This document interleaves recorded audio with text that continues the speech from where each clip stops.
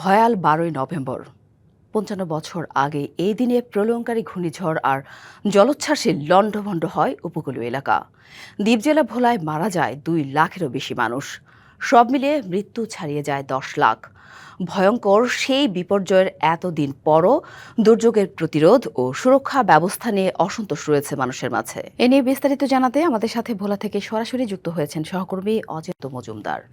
অচিন্ত, ঘটনার ৫৫ বছর পেরিয়ে গেলেও পর্যাপ্ত আশ্রয় কেন্দ্র নির্মাণ সহ কতটা সুরক্ষা হলো উপকূলীয় এলাকা, আর দুর্যোগের প্রতিরোধ ও সুরক্ষা ব্যবস্থা নিয়ে বা কি বলছেন স্থানীয়রা, জানাবেন সেখানকার সার্বিক পরিস্থিতি। জি সাথী, আপনি যেমনটা বলছিলেন যে আপনার আজ ভয়াল ১২ই নভেম্বর ১৯৭০ সালের এই দিনে আসলে প্রলয়ঙ্করী ঘূর্ণিঝড় এবং জলোচ্ছ্বাসে আপনার এই ভোলার উপর দিয়ে বয়ে যায় এবং উপকূলের প্রায় ৫ লাখ মানুষ আসলে মৃত্যুবরণ করে। শুধু ভোলাতেই আপনার ২ লাখ মানুষ মারা যায় এই ঝড়ে। তো ঘটনার ৫৫ বছর পেরিয়ে গেলেও কিন্তু আপনার এখনও এই ঝড়ের কথা মনে পড়লে স্থানীয়রা আঁতকে ওঠেন। আর সবচেয়ে বড় কথা হচ্ছে যে এখনও আপনার এইখানে যে পর্যাপ্ত বেড়িবাঁধ এবং আপনার সাইক্লোন শেল্টার যে থাকার কথা সেটি কিন্তু নেই। তো আমরা স্থানীয়দের সাথে কথা বলেছি, তারা জানিয়েছেন যে আরও আসলে দরকার এই বেড়িবাঁধ। বিশেষ করে কোনো ঝড় আসলেই আকাশে মেঘ দেখলেই তারা কিন্তু আতঙ্কিত হয়ে যায়। তো আমি একজনের সাথে কথা বলবো যে কিনা আপনার ৭০-এর বন্যা দেখেছে এবং এখন কি অবস্থা এইখানকার, তিনি আমাদের জানাবেন। তো আপনি যদি একটু বলতেন আমাদের যে কি অবস্থা আপনাদের এই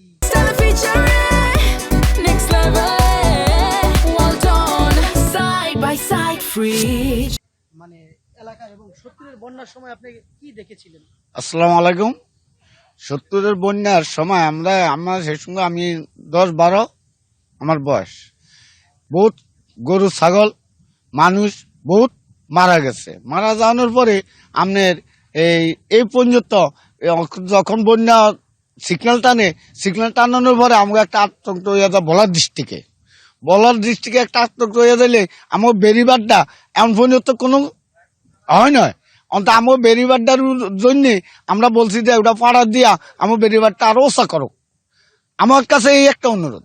আচ্ছা, আপনাদের সেই যে এখন কি অবস্থা, আসলে ঝড়ের কথা মনে পড়লে আপনাদের কেমন লাগে? সেই আতঙ্ক এবারে আমাকে এই জায়গাত কোনো সাইকেল সেন্টার নাই।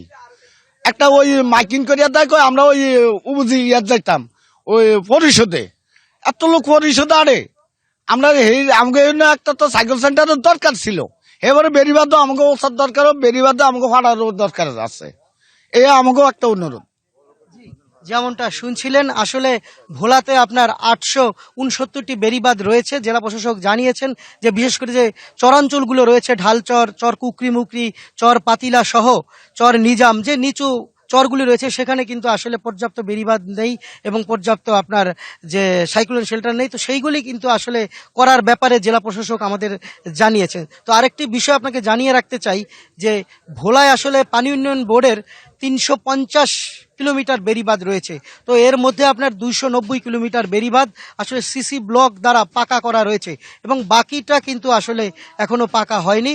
সেইগুলির কাজও আসলে ভবিষ্যতে যদি হয় সেই ক্ষেত্রে মানুষের জন্য ভালো হয়। আরেকটি বিষয় আপনাকে জানাতে চাই যে জলবায়ু পরিবর্তনের কারণে কিন্তু সাগরে পানির উচ্চতা বেড়েছে। তো এই পানির উচ্চতার কারণে কিন্তু এখন যে বর্ষার সিজনে বিশেষ করে আপনার আমাবস্যা এবং পূর্ণিমায় কিন্তু জোয়ারের পানি লঞ্চঘাট এবং ফেরিঘাটগুলোতে আপনার ফেরিঘাটগুলো ডুবে যায়, যার কারণে মানুষের অনেক সমস্যার সম্মুখীন হয়। পাশাপাশি বেড়িবাঁধের উপর দিয়েও কিন্তু পানি প্রবাহিত হয়। তো সেই ক্ষেত্রে মানুষের দাবি যে এখানকার বেড়িবাঁধগুলো আরেকটু উঁচা করতে পারলে তো তাদের আরও সুবিধা হতো। তো এই ছিল আমার কাছে আসলে সর্বশেষ তথ্য। জান্নাত, ধন্যবাদ অচিন্ত।